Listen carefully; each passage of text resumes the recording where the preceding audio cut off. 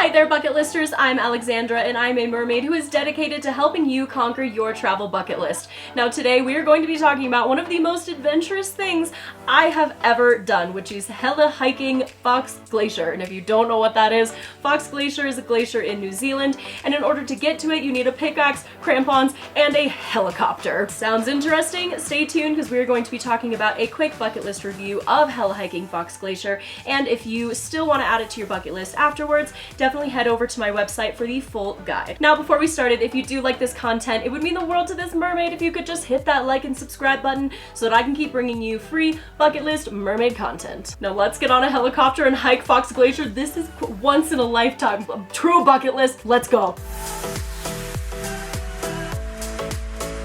Now, category. I would mainly categorize this as adventure. However, since you are still hiking, I would give it a splash of outdoor for all you outdoor junkies.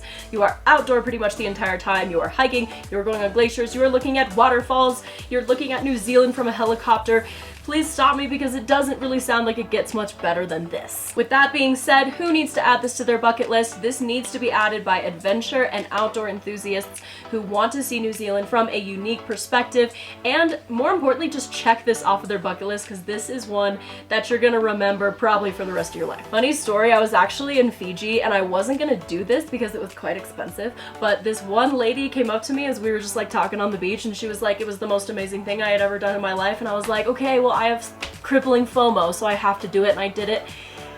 And wow. Now, when is the best time to go? This glacier actually operates year-round, so it's not really a question of when is the best time to go, but when you want to go. There is a cold season and a warm season, and each one comes with pros and cons, so it's just kind of up to you to decide how you want to check this off your bucket list. But it's good news because you can do it anytime. Traveling difficulty, I personally was on a tour of New Zealand. I literally started at the north and just went all the way down and zigzagged. So this was just another stop on our tour, so it was really super easy for me. I imagine it might be a little harder if you're doing it on your own, but still pretty easy. It's kind of like the US, like you just rent a car and you can go at your own pace. Now, physical difficulty, I'm going to say moderate. It was definitely not the hardest hike I've ever done. I didn't personally ever remember being out of breath or fatigued or anything like that, so I think if you're just an average physical activity level, you will be a-okay. It is a little weird to get used to the crampons, which are the little spiky things on the end of your feet, and the pickaxe. I'd say the hardest part of the hike was actually when I crawled through this little ice tunnel,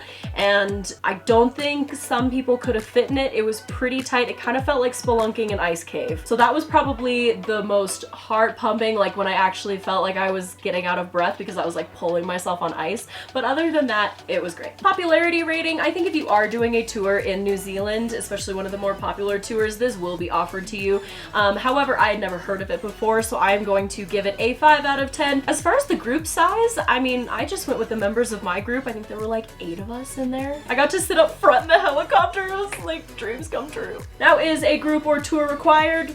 Yes. Yes, it is. I don't own a helicopter. I don't know how to fly a helicopter, so it'd be pretty hard to get there on your own.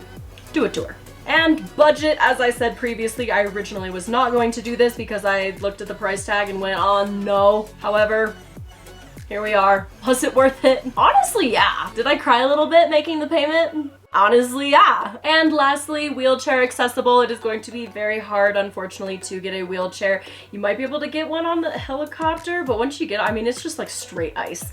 So I would unfortunately not recommend a wheelchair for this activity. So after all that you have seen, is this something that you would be brave enough to check off your bucket list? Would you be interested in checking this off your bucket list? Let me know in the comments. I would love to hear your thoughts because I had a great time, or does this look just scary to everybody else? I don't know. And again, I do have the full guide on my website, so make sure to check that out. So I will see you next time. Happy bucket listing.